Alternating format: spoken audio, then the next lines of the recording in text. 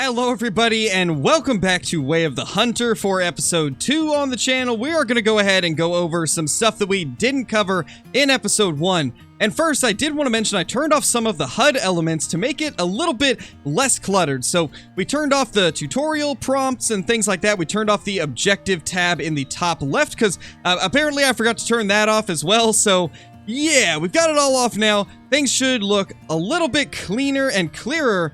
And I think what we're going to do is take a look inside of the store to start things off, because there is a lot of cool stuff to go through when it comes to the firearms and the scopes and things like that. So let's go straight to the shop. So first of all, we can purchase a rifle already, the Remington 783 in 243 Winchester. So this will be our first rifle. I don't know how we unlock the rest of these.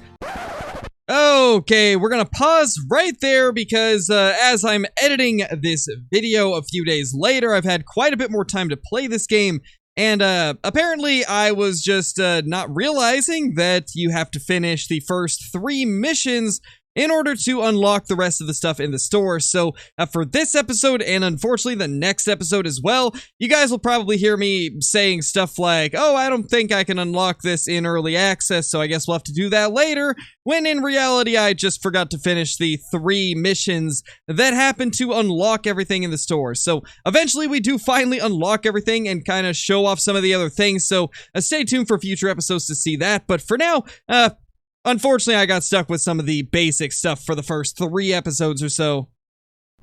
I'm assuming that we will just have to maybe purchase the first one, or possibly, like, level up our character or something? I don't know if there's a level system. I haven't really played too much of this game yet. I believe we're only like an hour into gameplay, as I am recording this right after episode 1 has finished. So I don't exactly know how we unlock all of this stuff yet, and I like to go into this stuff kind of blind so that we can just experience it together. But this is our first rifle, so let's go ahead and purchase that. And just like that, we have the Remington 783 243.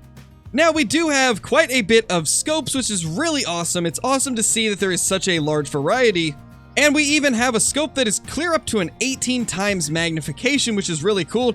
They've got the loophole scopes, the overguard long range. So there's a lot of variety. We've got the carbon optic from Loophole, we've got the red dot zoom XD. There's a lot of variety with the sights here, especially for this game having just released into early access. And I found something called passes, so I'm assuming that this will give us access to a part of the map that we normally wouldn't be able to access. It is 4,500 in-game currency. All of them are locked as of now, so not exactly sure how we get these. I'm going to assume it's either through the missions or through just hunting and eventually being able to unlock it. But we will figure this out as we go, as I was saying, and eventually we will know. They also have some binoculars. They have another set that we can purchase at some point. And they also have a bunch of different collars, which is great. Lots of variety for the initial release of this game. And I think since we have just purchased our brand new rifle, let's go ahead and jump into the storage and equip it as our secondary. Now let's go ahead and add a scope as well. We once again are going to use the VX Freedom 2-7, and I think we're good to go. Let's go try to make some money and hunt some big bucks. Hopefully we can find some pretty cool things today. And it looks like it is going to be completely free to rest as well, so let's rest clear until probably around 7:43 a.m. And also, before we head out, we did taxidermize that first deer that we ended up taking down. This is a really nice looking whitetail buck. Very happy with it. It is a pretty solid first kill. I gotta say, I'm excited that we actually did manage to bag a decent buck. Though it would have been cool to see some more variety in the racks as well, but that's primarily what we're going to be doing today. Just kind of showing off the variety that the whitetail and the mule deer have, because I'm pretty impressed so far. Now, something I did notice with taxing these things is you can remove them from this mount and put it somewhere else. However, it's 180 coins every time you put it back up, so keep that in mind. Try to make sure you know exactly where you want to place it. That way you don't have to continue spending the 180 coin taxi fee to have it placed on a different plaque. So let's go ahead and get out and start our hunt with all that information and see if we can get some more taxable trophies and maybe unlock some more equipment. Whoa, okay, so I just discovered what the passes are for. So it seems like there's different territories. And in order to hunt in this area, we need permission to hunt. That's interesting. So I'm going to go ahead and unlock this lodge up here. But we can't actually hunt in this area until I get permission to do so. Honestly, that's a cool system. I like that. It makes it so there's still like lots to unlock throughout the map. You can't just hunt it all immediately. You do have to earn enough money to purchase the passes to actually be able to hunt on these parts of property. That's so cool. Well, we have made it to our very first lodge to unlock. Let's go ahead and do that real quickly. Get a good look at the note. I'm just going to leave this up on screen. You guys can read it if you would like to. If you want to, you can pause the video and read it, but I'm not going to read through all of this because that would take up a good chunk of the video. But let's go ahead and inspect this map, and then that should let us fast travel here. You've discovered Nez Perce Valley swamp habitat. Prepare to stick your feet in swamp vegetation and abundant water. This habitat is a home for many waterfowl animals, like diving and dabbling ducks, as well as geese. Many venture here to hunt moose. Their size may lead you to believe that they are an easy animal to locate, but they tend to be good at vanishing between marshes.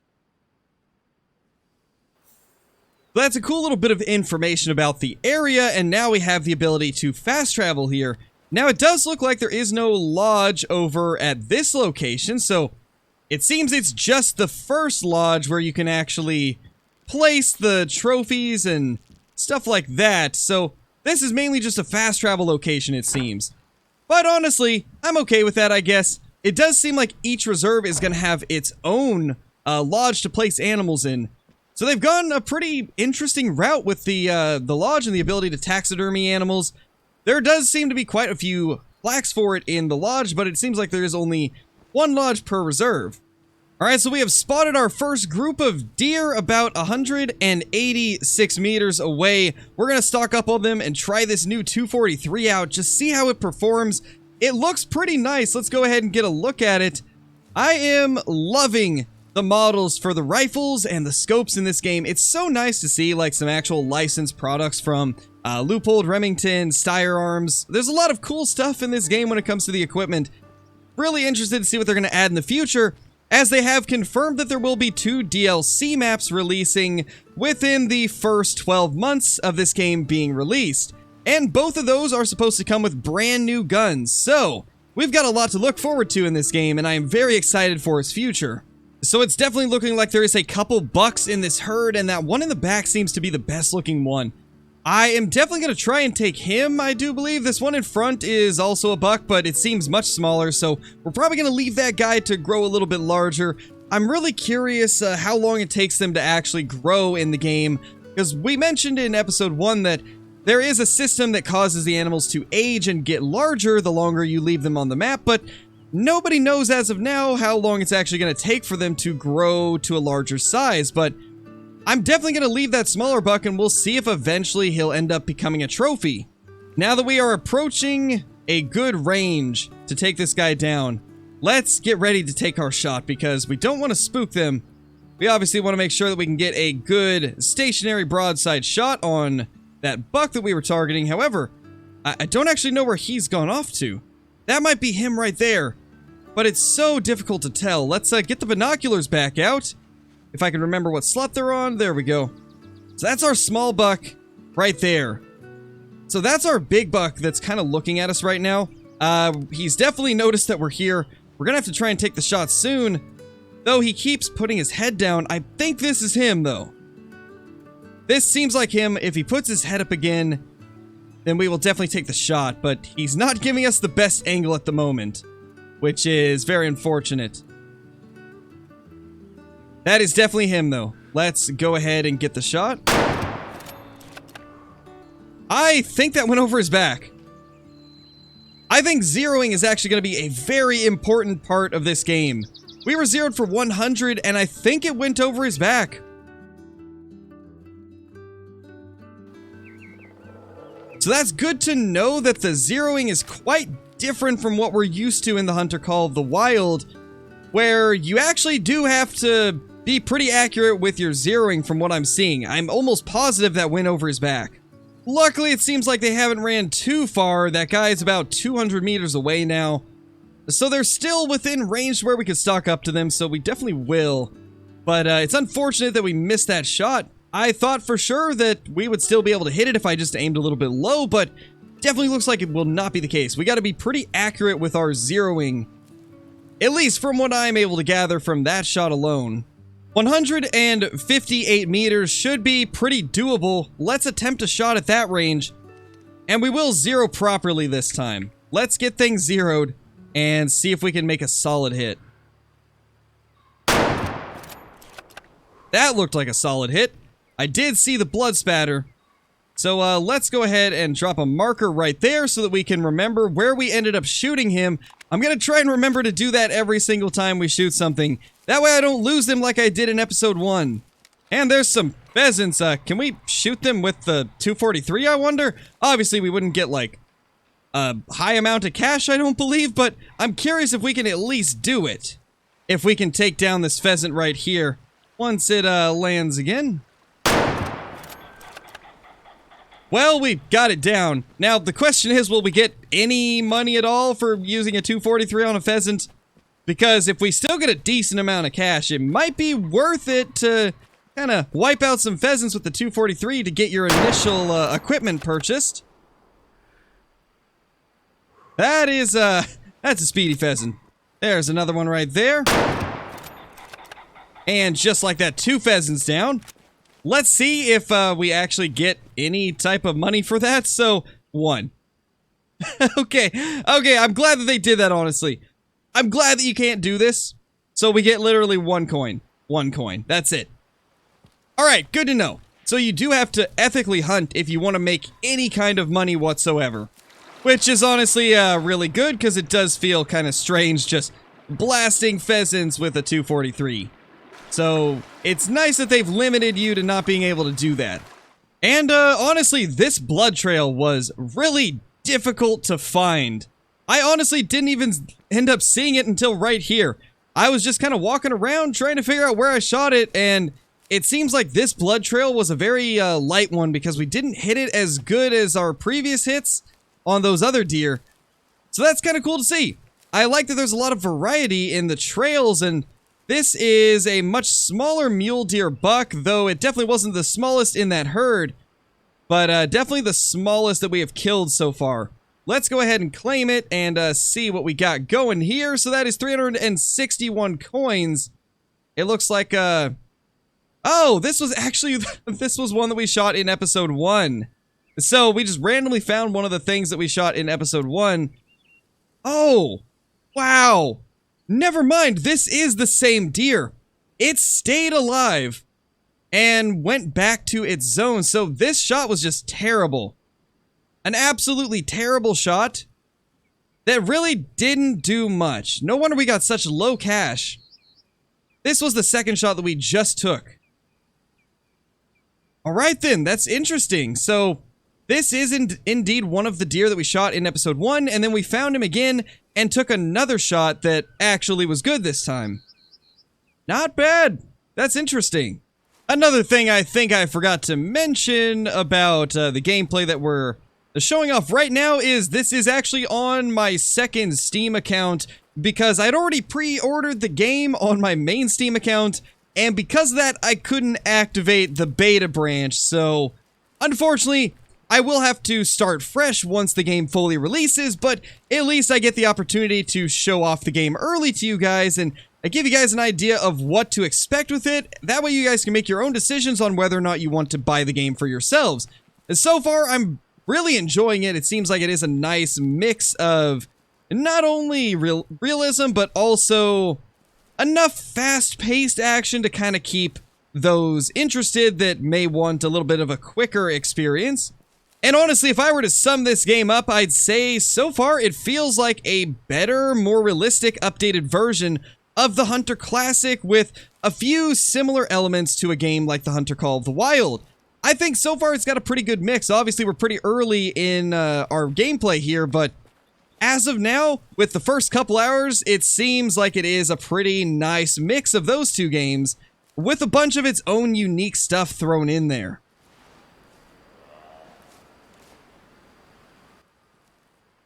So that was a call from one of them. It was a very faint call, but I did hear one of them let out a call, which is really cool. If I remember to, I think I will raise the volume on that in the recording so you guys can actually hear what the mule deer sound like, but it wasn't too bad.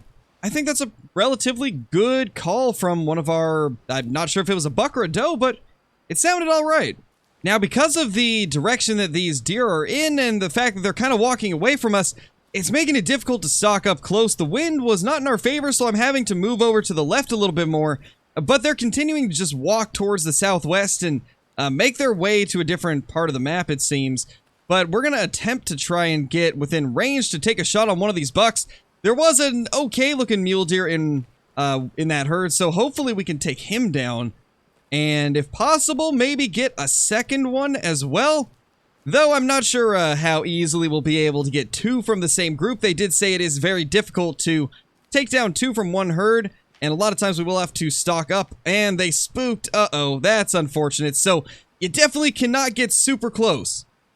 Now, that's something I was actually a little curious about, is how close can you get when you're crouch walking out in the open, and it seems like they do spook at about 100 meters, so definitely a much farther spook range than what we're used to in other hunting games. So that's pretty cool. This is a trail from whitetail deer.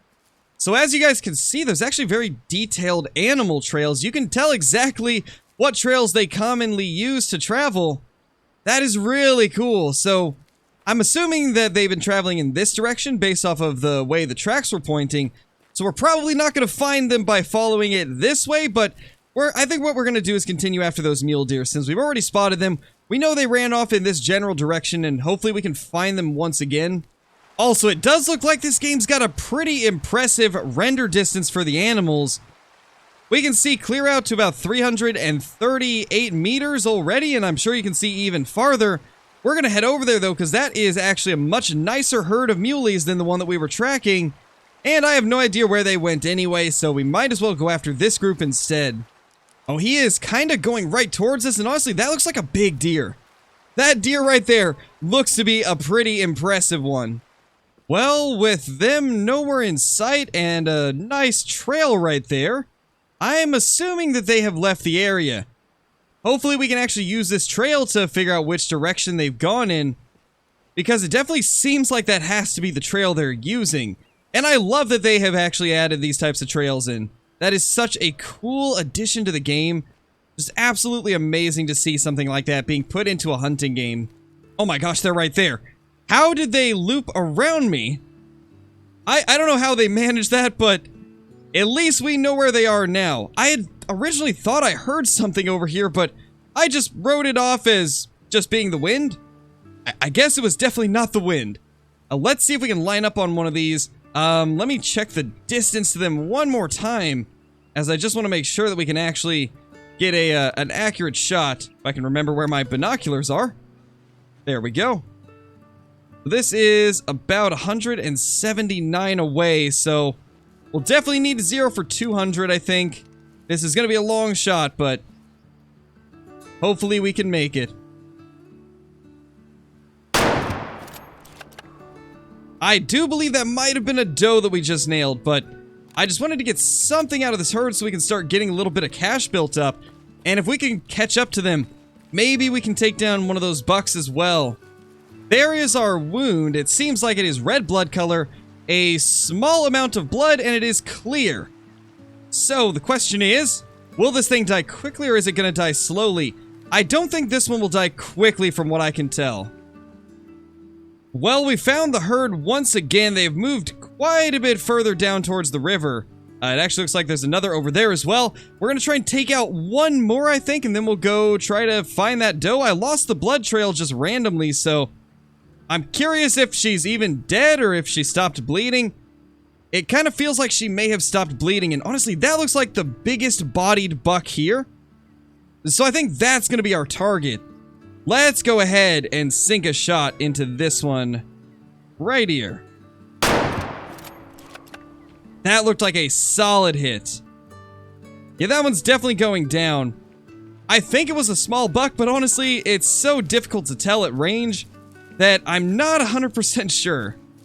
But just basing it off of the body size, that did seem to be a small buck, and he definitely had a lot of mass to his body size, so I'm assuming that maybe that's a buck with good genetics, or it's an old buck with bad genetics? It's hard to say. I'm still learning how this system is even going to work, and what it's going to be like trying to figure out what is a good buck to take and what's a good buck to leave.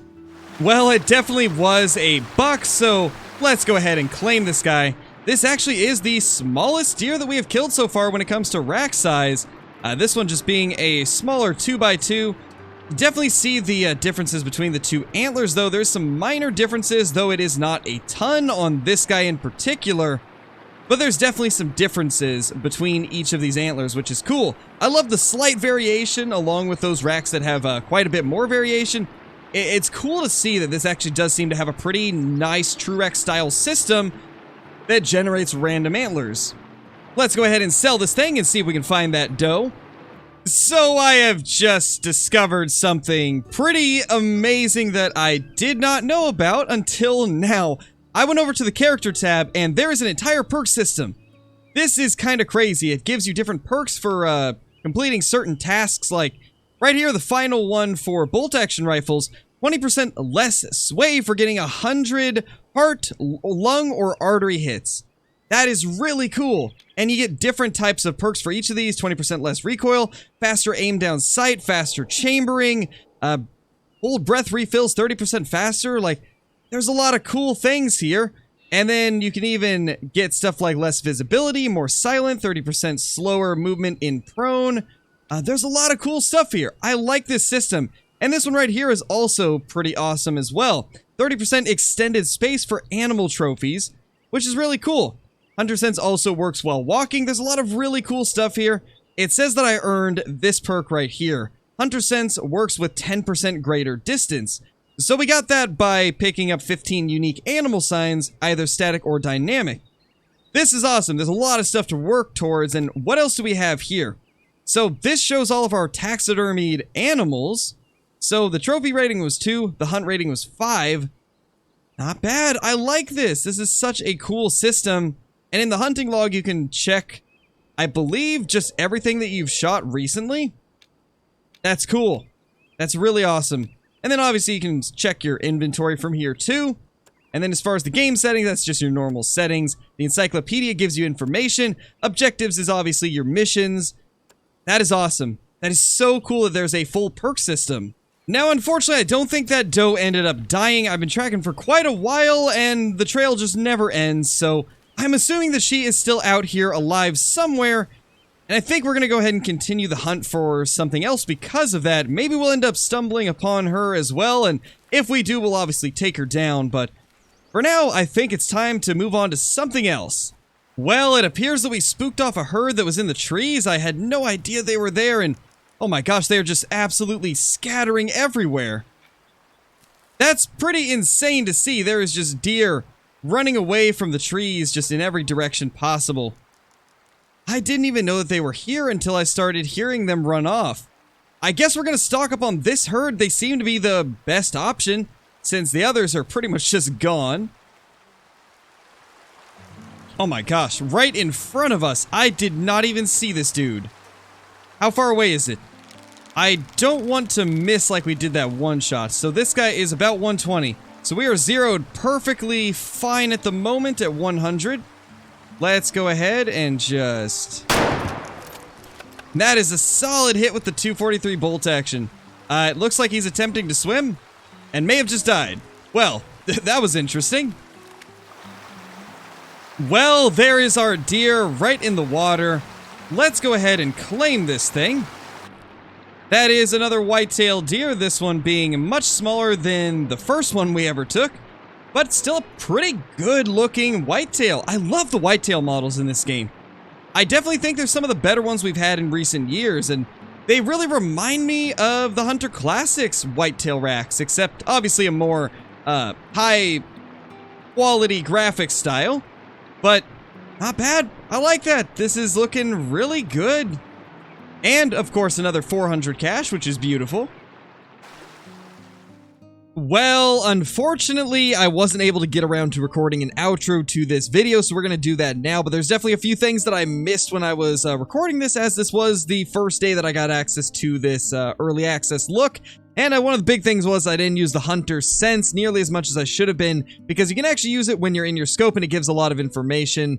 And we'll touch that in future episodes, so stay tuned for that. I also probably should have looked at the harvest screen a little more, because there was a lot more details that I didn't click on that would have shown us more things. But anyway, if you're new to the channel, be sure to subscribe, click that like button, and ring that notification bell so that you guys will never miss any of the future uploads.